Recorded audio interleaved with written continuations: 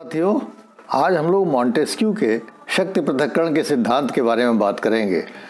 Montesquieu एक French philosopher था जो कि फ्रेंच रेवोल्यूशन और अमेरिका के संविधान के बनने के 100 साल पहले 1689 में जिसका जन्म हुआ था और जिस बैकग्राउंड में उसका जन्म हुआ था उस बैकग्राउंड को अभी हम लोग समझेंगे।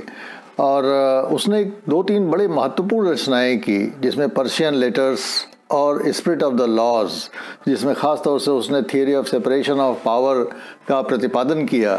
ये 2 बड़े इम्पॉर्टेंट हैं। तो आज हम लोग ये समझने की कोशिश करते हैं कि मॉन्टेस्क्यू का जो सेपरेशन ऑफ पावर या शक्ति पृथक्करण का सिद्धांत था, ये शक्ति पृथक्करण का सिद्धांत है क्या और क्यों ये सिद्धांत प्रतिपादित किया गया, क्या इसके इम्प्लीकेशंस थे और क्या इसकी कमियां थी।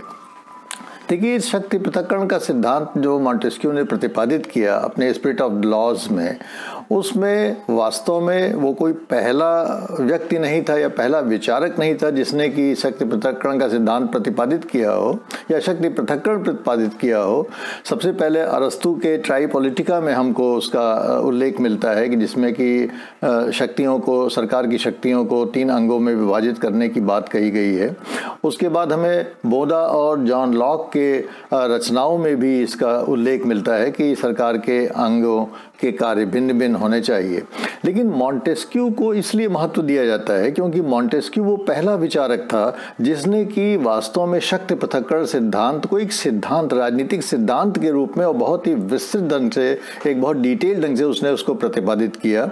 और मॉन्टेस्क्यू का जो सिद्धांत है, शक्ति पृथक्करण का सिद्धांत, इस सिद्धांत की जो खास बात है वो ये है कि मॉन्टेस्क्यू हमको ये बताता है कि सरकार जो कि संप्रभु राज्य के प्रतिनिधि के रूप में काम करती है, इस सरकार की शक्तियां किसी एक व्यक्ति या एक संस्था में नहीं होनी चाहिए, बल्कि इस सरकार की शक्तियां पृथक पृथक होनी चाहिए। और ये शक्तियां सरकार की, जैसा कि हम सभी लोग जानते हैं, कि 3 रूप से प्रमुख होती हैं।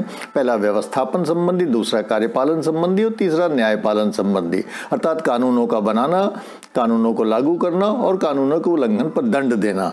तो जिस जमाने में मॉन्टेस्क्यू पैदा हुआ था और उसके पहले भी एक प्रकार से एक राजतंत्रीय व्यवस्था आप जानते हैं कि चलती थी वहाँ पे यूरोप में, और उसमें एक ही व्यक्ति, राजा ही पूरी की पूरी शक्तियों का प्रयोग किया करता था।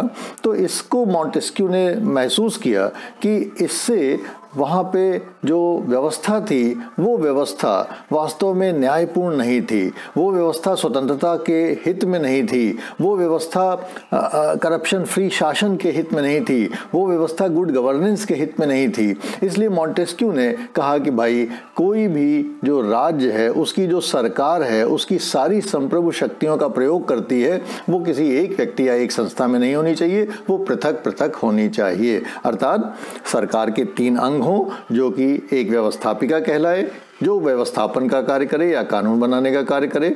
दूसरी संस्था कार्यपालिका हो, जो कि उन कानूनों को लागू करने का प्रयास करे। और तीसरी संस्था न्यायपालिका हो, जो कानूनों के उल्लंघन पर एक दंड की व्यवस्था दे। तो आइए देखते हैं कि जो theory of separation of power का प्रतिपादन हुआ, इस प्रतिपादन के पीछे बैकग्राउंड क्या था। क्योंकि आप जैसा कि जानते हैं कि अगर आपने लास्की की पुस्तक ग्रामर ऑफ पॉलिटिक्स पढ़ी हो, तो ए ग्रामर ऑफ पॉलिटिक्स का जो पहला सेंटेंस है वही बड़ा इंपॉर्टेंट है, जो कहता है कि no theory of state is ever intelligible save in the context of its time. अर्थात किसी भी सिद्धांत का अगर प्रतिपादन आपको ठीक से समझना है तो बिना उसके कॉन्टेक्स्ट या बिना उसके परिप्रेक्ष्य में जाए हुए, बिना उसके बैकग्राउंड में जाए हुए उस सिद्धांत को नहीं समझा जा सकता। तो हमें अगर सेपरेशन ऑफ पावर या शक्ति पृथक्करण के सिद्धांत को समझना है तो हमें वास्तव में मॉन्टेस्क्यू के बैकग्राउंड में जाना पड़ेगा, मॉन्टेस्क्यू के समय के बैकग्राउंड में जाना पड़ेगा।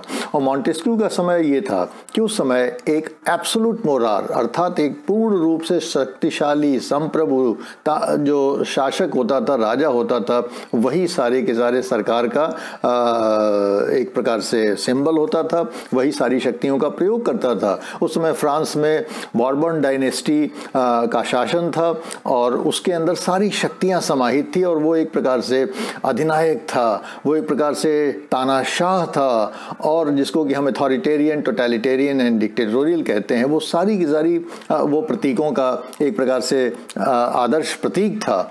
और जैसा कि हम जानते हैं, लॉर्ड एक्टन को अगर आपने पढ़ा हो, लॉर्ड एक्टन के एक बड़े फेमस कथन को सुना हो कि power corrupts and absolute power corrupts absolutely. तो अगर किसी एक व्यक्ति में सारी संप्रभु शक्तियां केंद्रित हो जाएंगी तो जाहिर है कि वो तो भ्रष्ट हो ही जाएगा, और अगर उसके अंदर समस्त शक्तियां केंद्रित होंगी तब तो वो पूर्ण रूप से ही भ्रष्ट हो जाएगा।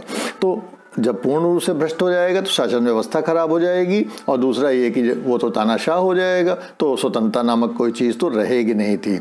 और इसका एक आपको प्रमाण बताते हैं बड़ा इंटरेस्टिंग कि मॉन्टेस्क्यू की जितनी भी रचनाएं हैं वो सारी की सारी वो फ्रांस के बाहर उसे प्रकाशित करनी पड़ी, और वो भी अपने नाम से वो नहीं प्रकाशित करवा पाया, वो एनोनिमसली अर्थात एक प्रकार से गुमनाम उसने प्रकाशित करवाया, क्योंकि उसको भय था कि अगर वो फ्रांस में प्रकाशित करेगा तो वहाँ का जो राजा है वो उसको प्रकाशित होने नहीं देगा और हो सकता है उसको जब्त कर लिया जाए उसकी किताबों को। अब मॉन्टेस्क्यू आपको ये बताता है कि अगर क्या प्रॉब्लम क्या है, एक व्यक्ति के हाथों में, एक संस्था के हाथों में अगर व्यवस्थापन, कार्यपालन और न्यायपालन तीनों शक्तियां केंद्रित हो जाती हैं तो इस कंसंट्रेशन ऑफ पावर से प्रॉब्लम क्या आती है।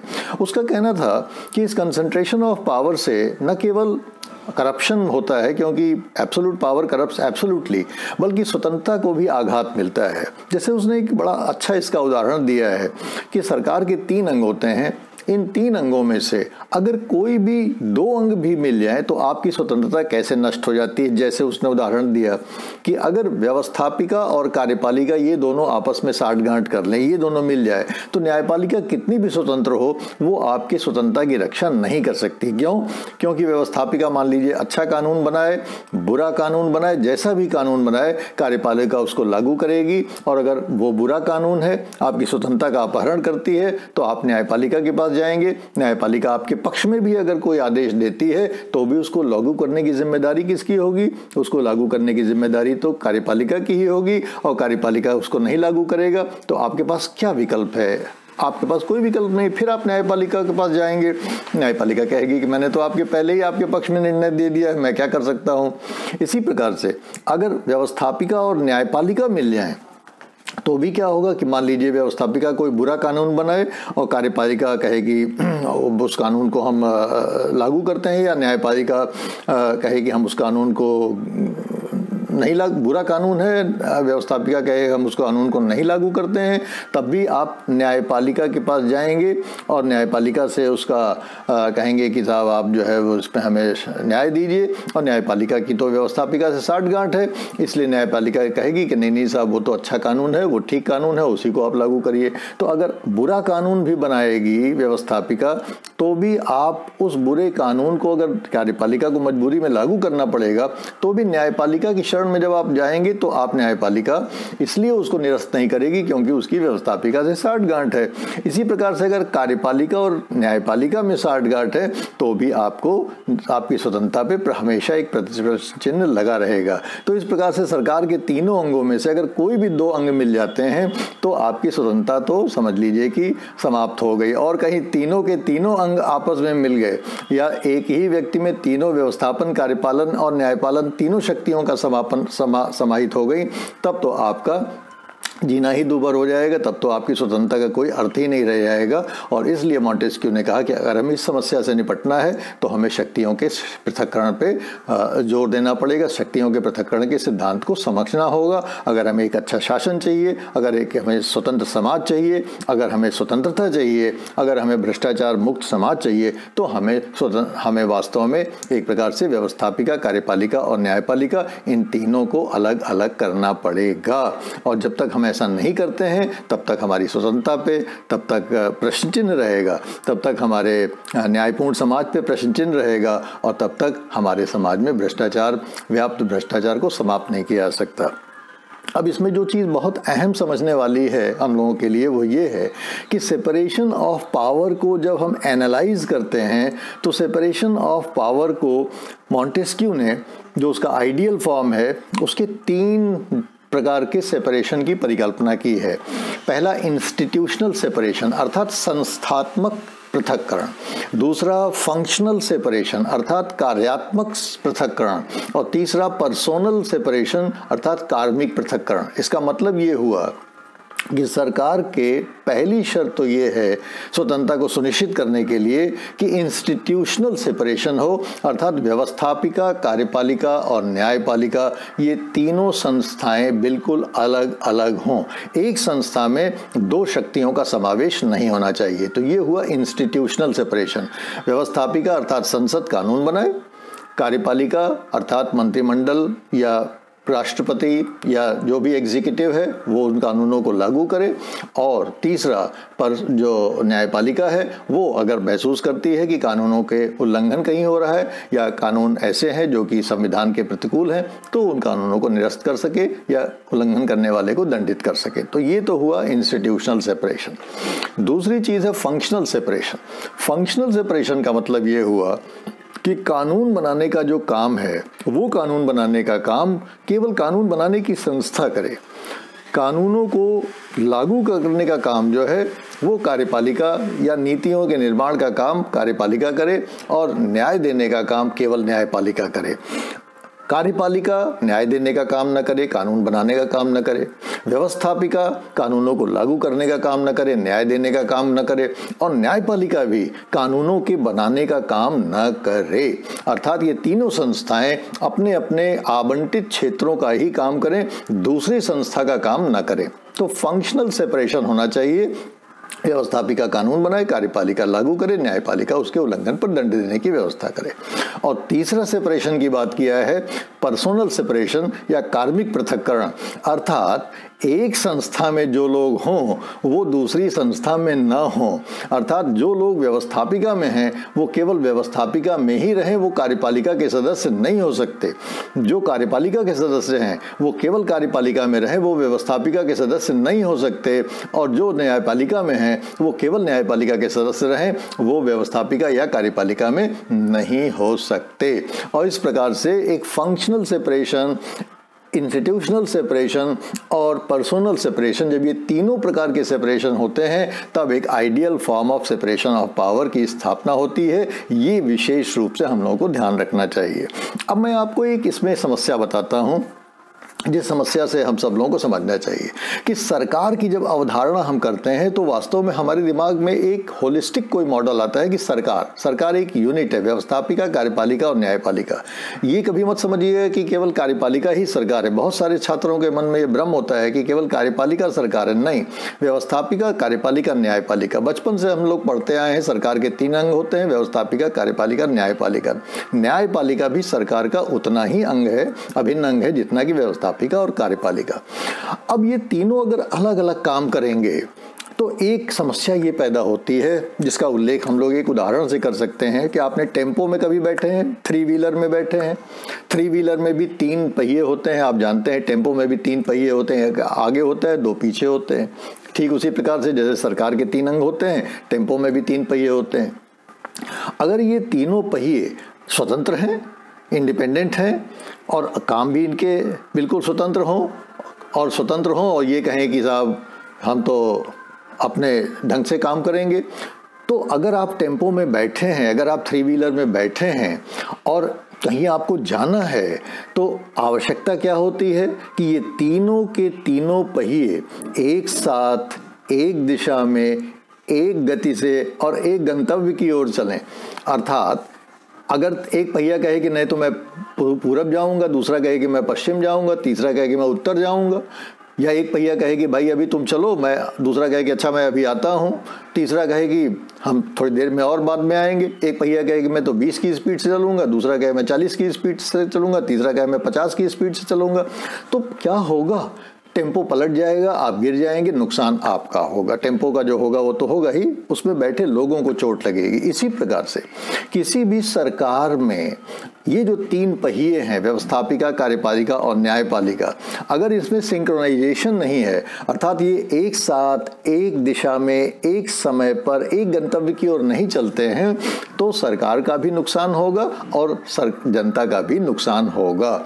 इसलिए ये बहुत ज़रूरी है कि शक्ति पृथक्करण होने के साथ साथ उसमें सिंक्रोनाइजेशन भी हो। और इसलिए मॉन्टेस्क्यू ने ये कहा कि भाई वो सिंक्रोनाइजेशन ज़रूरी होने के लिए हमें देखना पड़ेगा कि ये इतने इंडिपेंडेंट ना हो जाएं, कि सेपरेटेड तो हों लेकिन इतने इंडिपेंडेंट ना हो जाएं कि ये एक साथ काम ही ना कर सकें। और इसलिए power should be check to power so that there could be a balance, अर्थात शक्ति ही शक्ति के ऊपर एक अवरोध के रूप में लगाई जानी चाहिए और तब एक संतुलन बना रहेगा और एक शक्ति ही दूसरे शक्ति को संतुलित या अवरोधित कर सकती है, जिससे कि पूरी राजनीतिक व्यवस्था में, पूरी सरकारी व्यवस्था में एक प्रकार से संतुलन बना रहे। मतलब क्या हुआ कि व्यवस्थापिका का काम है टैक्स लगाना, व्यवस्थापिका का काम है टैक्स लगाना, कार्यपालिका का काम है उस टैक्स को कलेक्ट करना और खर्च करना। लेकिन ऐसा नहीं हो सकता कि कार्यपालिका कहे कि जो हमारा मन करेगा वो हम खर्च करेंगे। तो कार्यपालिका के खर्चे के ऊपर व्यवस्थापिका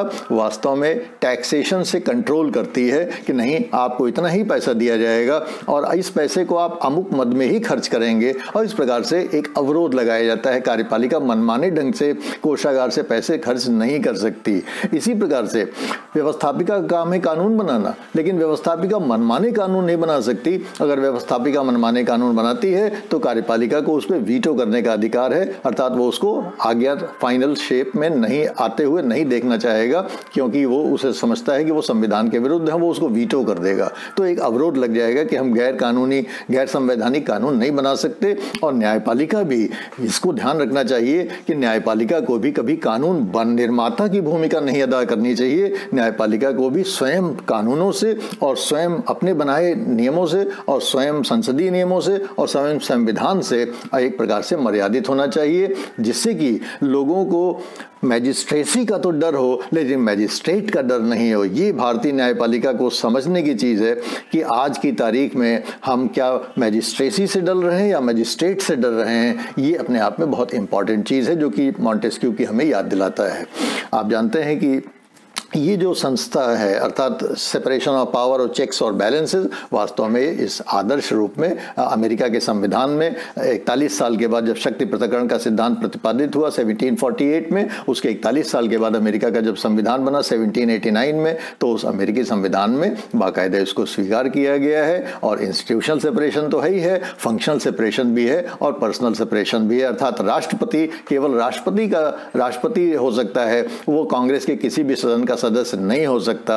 सदन का कोई भी सदस्य कार्यपालिका का सदस्य नहीं हो सकता। न्यायपालिका का सदस्य न तो व्यवस्थापिका का सदस्य होता है, न तो यूएस कांग्रेस का सदस्य हो सकता है और ना ही वो किसी प्रकार का कार्यपालिका का सदस्य हो सकता है। तो अमेरिका में हमको दिखाई देता है कि इंस्टीट्यूशनल, फंक्शनल और पर्सनल तीनों प्रकार के सेपरेशन वहां दिखाई देते हैं। और साथ ही साथ जो चेक्स एंड बैलेंसेस है वो वीटो, बजट कंट्रोल और जुडिशियल रिव्यू के थ्रू हमें दिखाई देता है।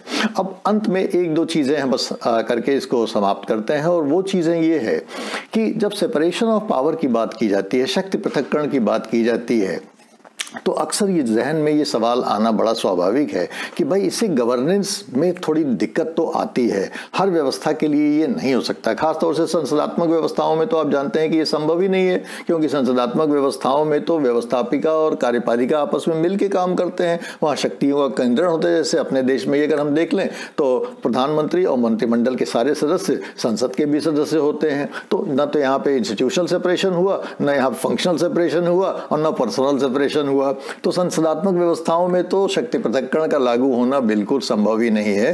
ये जरूर है कि हाँ, हम कोशिश कर सकते हैं कि व्यवस्थापिका, कार्यपालिका और न्यायपालिका एक इंस्टीट्यूशन के रूप में अपने अपने ढंग से काम करें। लेकिन जो सबसे इम्पॉर्टेंट बात है वो ये है कि जो भी व्यवस्थाएं लोकतंत्र में होती हैं, उस लोकतंत्र में कोशिश यही करनी चाहिए कि फिर भी व्यवस्थापिका, अगर आप संसदात्मक व्यवस्था भी आपकी है, तो हो सकता है कि आप जो अमेरिकन मॉडल है सेपरेशन ऑफ पावर का वो अडॉप्ट न कर सकें, लेकिन आपको कोशिश यही करनी चाहिए कि टू द एक्सटेंट पॉसिबल व्यवस्थापिका, कार्यपालिका और न्यायपालिका पृथक पृथक ढंग से काम करें, जिससे कि स्वतंत्रता की जो परिकल्पना मॉन्टेस्क्यू की थी वो पूरी हो सके, लोगों की शक्तियों का, लोगों की स्वतंत्रताएं सुरक्षित रह सकें, करप्शन लीस्ट हो, क्योंकि power should be distributed, power should be separated in 3 different organs, तो उनकी भ्रष्टाचार पे नियंत्रण लगेगा और वास्तव में गुड गवर्नेंस की तरफ हम लोग चल सकेंगे। तो भले ही मॉन्टेस्क्यू ने 1748 में अपने सिद्धांत को दिया हो, लेकिन आज इतने वर्षों के बाद भी, कई शताब्दियों के बाद भी मॉन्टेस्क्यू बहुत रेलिवेंट है और सुप्रीम कोर्ट के बहुत सारे निर्णयों में हमेशा सेपरेशन ऑफ पावर की बात की जाती है, उसका उल्लेख किया जाता है। बहुत सारे जूरिस्ट मानते हैं कि separation of power is the essence of democracy. तो अगर हमें डेमोक्रेसी को सुरक्षित रखना है, अगर हमें लिबर्टी को सुरक्षित रखना है, अगर हमें करप्शन फ्री सोसाइटी रखना है, अगर हमें गुड गवर्नेंस रखना है, तो हमें मॉन्टेस्क्यू की याद आती है और हमें उसके शक्ति पृथक्करण के सिद्धांत को लागू करने की कोशिश आज भी करते रहना चाहिए, जिससे कि लोकतंत्र की जीवंतता बनी रहे। Thank you very much.